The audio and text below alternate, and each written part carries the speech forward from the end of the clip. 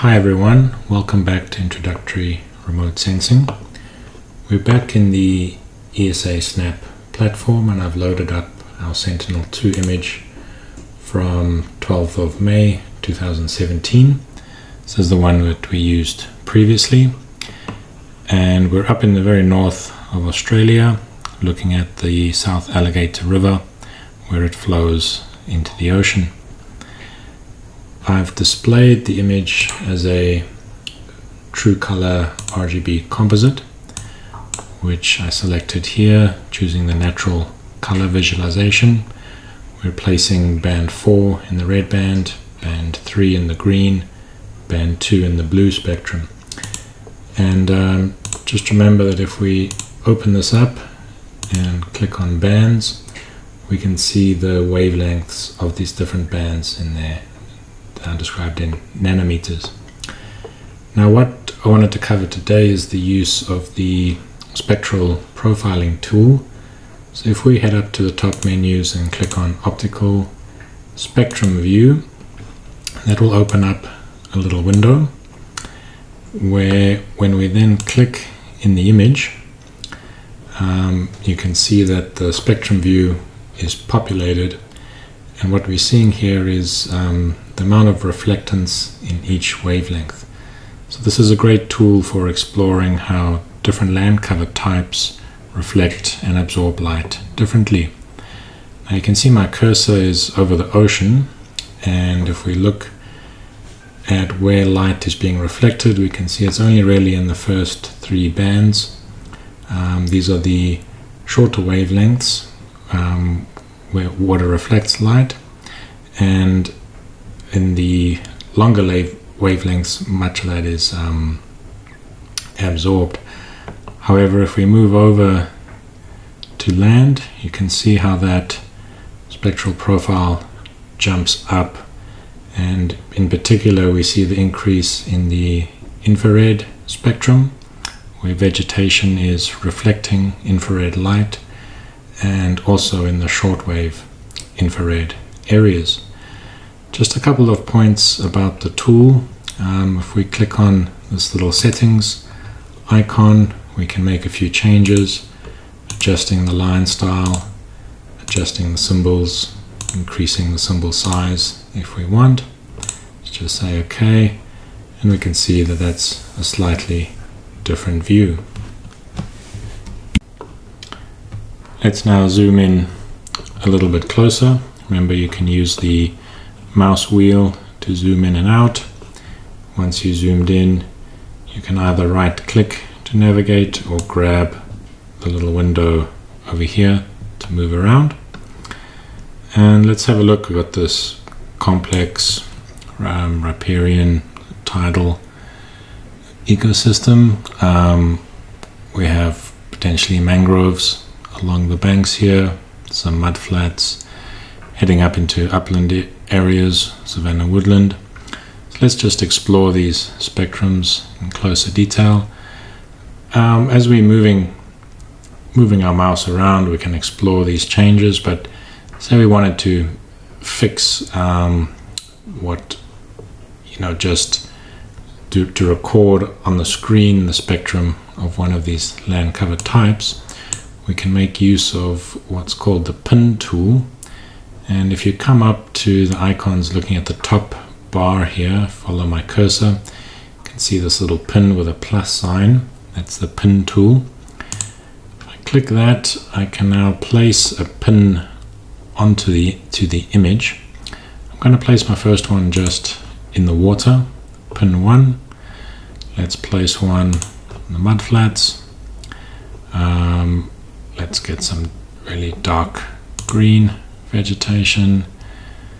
There's another one up in the savanna, and some interesting red soils over here, and some of this lighter green, what looks like vegetation over here. Now we have 6 pins. Once we have those, we can bring up the pin manager, which you will find under View, Tool Windows, Pin Manager. opening that up, it'll pop up here in the bottom, and we'll see that for each pin we have an X and a Y coordinate in meters, UTM, or actually in pixel location, and a longitude and latitude coordinate. At the moment all of the pins are the same color, marked in blue, and they're arranged geographically, not in the order that they were placed. You can change that by just clicking on label, and it'll be ordered by the way we place them. We have a few options here. We can rename pins, so we can call this first one river, and we'll leave its color as blue. It's appropriate. Pin number 2, let's call that mud flat, and let's change its color to white. Pin number 3, potentially mangrove. We'll change that to dark green. And the reason why we're changing these colors is just so that we can more easily identify them later. Pin 4, call that Savannah. Orangey color. Pin 5, bare soil.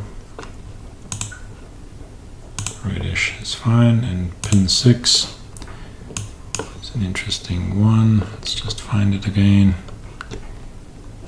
Here we have, it's light green, potentially vegetation, and let's label it like that. So now we've labeled our 6 pins and we've changed the colors, and what that means now is when we come to our spectrum view, we've got a show spectra for selected pins icon and show spectra for all pins. So if we say click on what we think are mangroves and we hit that, we now have the spectral profile at that exact location.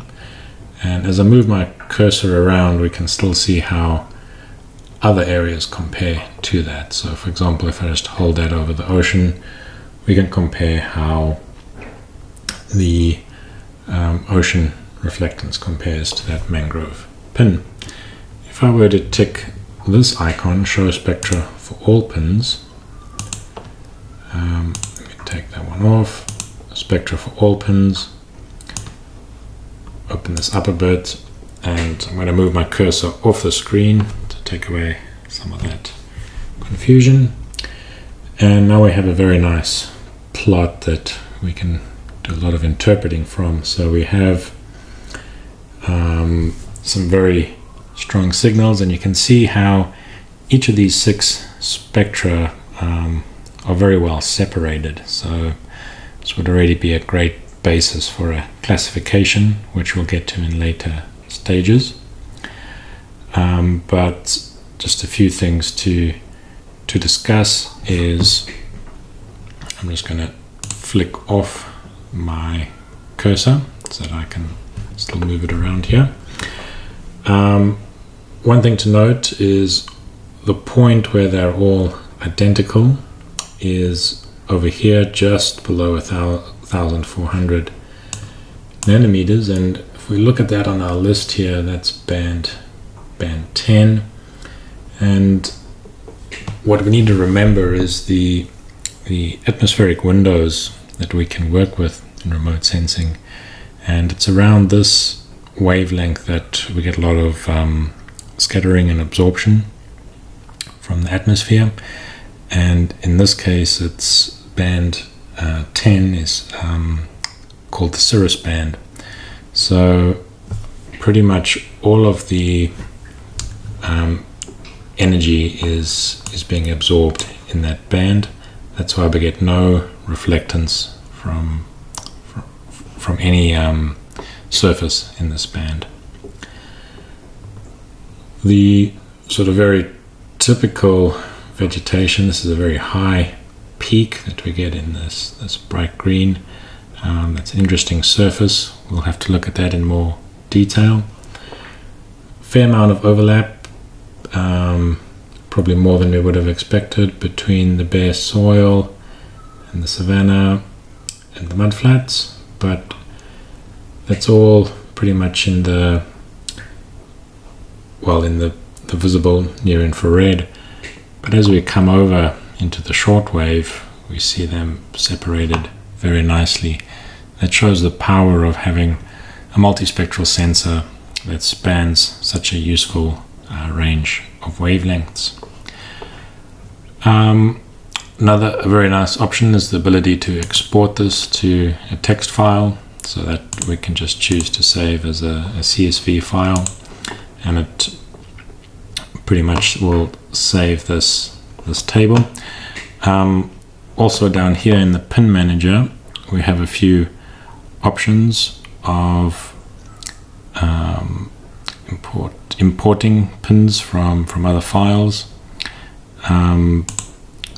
If we hit this button, we have the ability to say we're interested in the band 8 near infrared and the SWIR band 12. Tick those, say OK, and it'll add those values to our table.